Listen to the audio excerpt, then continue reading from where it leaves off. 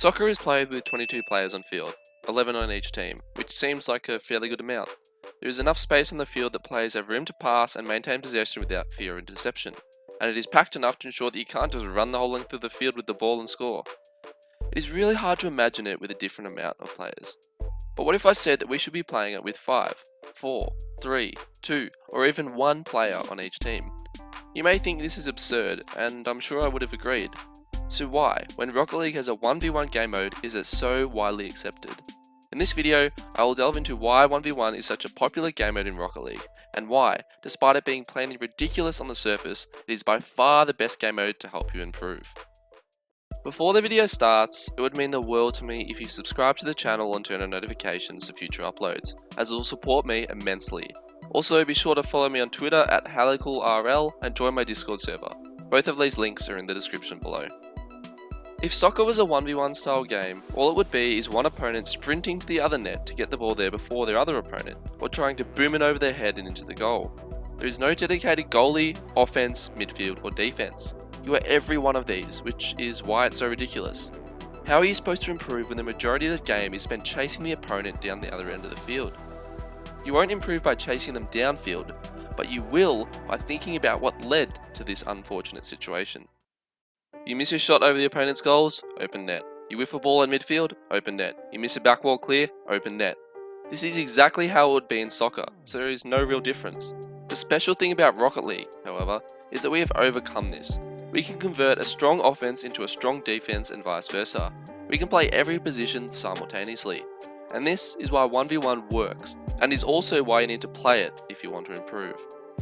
In ones, any mistake you make, no matter how small, will give the opposition an opportunity to punish you for it. There is no teammate to back you up, to pass to, or to rely on defense. Every action you make and the subsequent outcome is on you. Whilst this can be extremely frustrating, as you miss what you thought was a certain goal with an open net turns into an open net at the other end. And that is why so many people don't play it. Because they hate having all their inconsistencies and weaknesses exposed. However, this is also the number one reason why you should play it. 1v1 is a game mode that you cannot fall into a routine and not focus, so if you're not in the right headspace and mindset, you're better off not playing it. It forces you to think about every single button you press.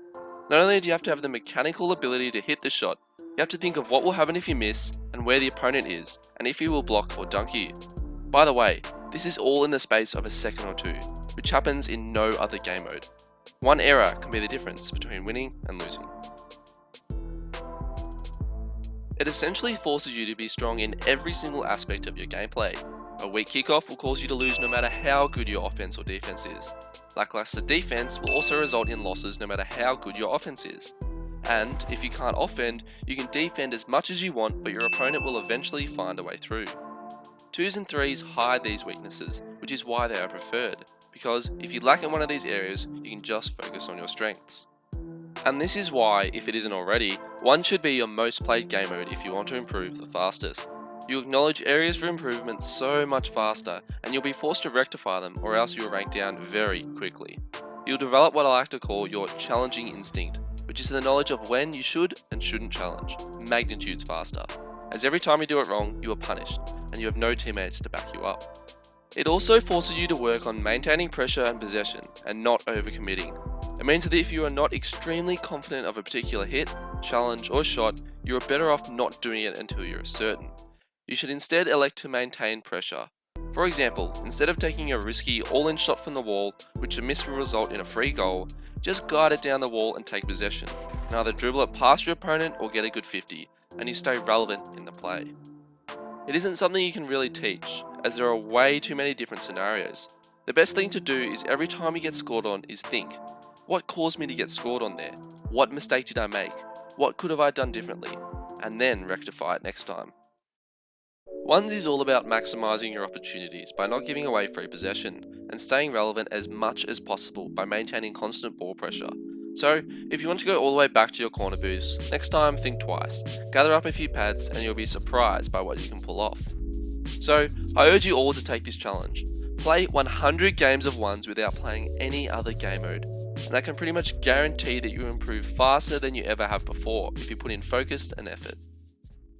And that wraps it up for why 1v1 is the best game mode to improve in Rocket League. As always, be sure to like and subscribe to help support the channel and provide viewership going forward. Other than that, I hope you all enjoyed the video, learned something new, and most of all, try out the challenge I just posed. Have a great day. Cheers.